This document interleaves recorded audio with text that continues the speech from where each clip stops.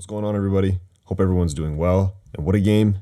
After that last one against the Knicks, I claimed that was the best one of the season, but that one is quickly in the past now. Celtics come away with a huge win tonight, 117-107 against the Philadelphia 76ers, and they do it shorthanded. No KP, no JB, and they still find a bunch of different ways to get it done. The last game against Philly where the Celtics came up shorthanded was a much different type of game. The offense bogged down, gritty, grimy, stuck in the mud, but the Celtics didn't allow that to happen tonight. Comparing the two games, it's really promising to me to see how this offensive cohesion, this offensive chemistry is coming together in such a short amount of time. Specifically this late game offense, as Celtics fans were used to seeing maybe a little bit too much hero ball, the ball sticking in a guy's hands for too long. We got to give a lot of credit to Tatum and White here. Down the stretch, they just played a perfect game, whether it was attacking, creating for themselves, or hitting the open man and making the right play. And really a lot of credit to Tatum. I think Tatum's final leap is just becoming a decisive decision maker, and sometimes he's shaky with that, but tonight I think he executed well. He just made his plays right off the catch. It was very instinctual, no standing around, no sizing guys up. It's just been great to see JT evolve as a decision/playmaker over the last few years. And I think we know where I have to go next. It's Al Horford.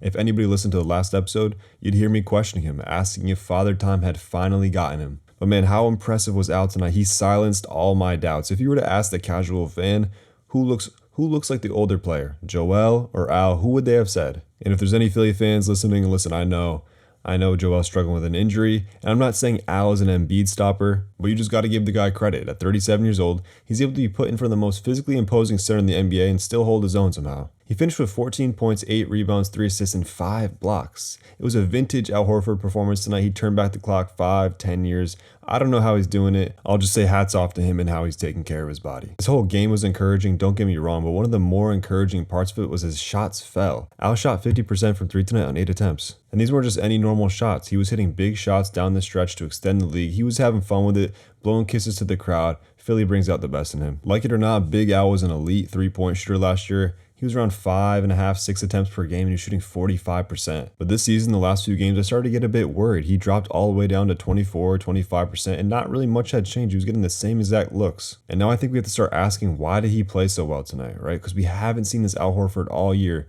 Is it just a Philly rivalry, or is it since his load has decreased, he can give you a game like this every once in a while? And I guess the last option would be, is he just more comfortable in the starting lineup? Or maybe it's a little bit of everything. If you guys have any ideas, let me know in the comments. Either way, I hope we see this version of Al Horford more often. Not even this exact version, 60-70% of this version would be great. It's only right we go to D. White next. He had an incredible game tonight. The last few episodes, we've been talking about how he hasn't been the exact same guy on the offensive end, but tonight was a completely different story. Just incredibly efficient tonight. His shooting splits are around 60, 50, 90. He gave you 27 points on 12 shots. In that fourth quarter, that pick and roll, he played it right every single time. Whether he was creating for himself or creating for others, it's just great to see confident Derek White. Here, we always talk about how Derek, at the peak of his powers, is on ball. And obviously, that's just not reasonable all the time because there's 5 extremely talented guys all on the same team. There's only one ball to go around, but it's just something that can't be overlooked, especially going later into the year, into the playoffs. We need to keep Derek White's offensive confidence high. I think tonight was the second game in a row this team won the non-Tatum minutes. On the broadcast, we always see his plus-minus, the on-off numbers. But again, second game in a row, this time shorthanded, where those rotations looked good. I thought Drew did a great job with those bench guys out there tonight. Drew's game overall was good. He didn't shoot the 3-ball great, but I like how he punished Maxey on the post tonight. Put consistent pressure on the rim, and on the defensive end,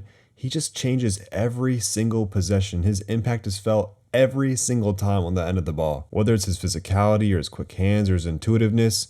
Is intuitiveness a word? I don't know. It's late right now. Either way, he leaves his imprint on every possession. Peyton coming back into his own. I think he's really turning his play around here.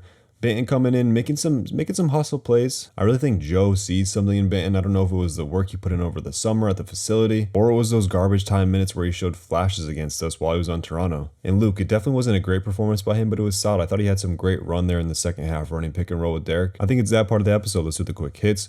Let's start with Mazzulla. I think he pushed all the right buttons tonight, especially with the rotations and that clutch coaches challenge at the end. Something we've talked about in length in other episodes, Tatum's mid-range game, especially that turnaround jumper on the baseline. It's great to see him consistently use that and remain dynamic. And next, Sam Hauser. Tonight wasn't a great game for my 6th Man of the Year campaign. Some quick hits on Philly. Is that Embiid injury anything? Is it going to be this long, nagging hip injury? And what I talked about in last episode finally kind of happened, right? The Chicago Bulls are talking about blowing it up. I asked the Philly fans, do you guys want Zach? Do you want DeRozan? Or are you guys staying far away from those guys? You're just going to rock it out with the squad you got? And now just some random NBA talk. Draymond Green. Does every fan base dislike Draymond Green? Look, personally, obviously I don't know him. I'm sure he's a great guy, but what has he been doing? And we're not even going to talk about his history here, just this season. You're getting into it with Anthony Edwards. You're getting into it with Donovan Mitchell. You're choking out Rudy Gobert a minute into the game. He's just continuously writing all these checks that Steph has to cash. And it seems like every year he's losing more self-control, more self-awareness. He has a podcast about himself, a podcast about the Warriors.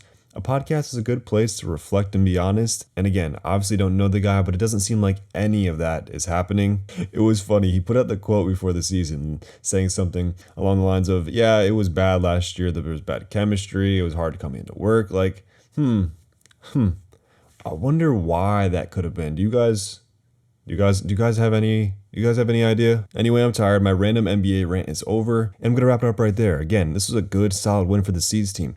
Down 2 starters. No JB, no KP. Hope to see him back soon. If you enjoyed this video, like, comment, subscribe. If not, it is no big deal. I'm here after every single Celtics game, all 82 plus. I'll talk to you guys November 17th, Friday, Toronto. Peace.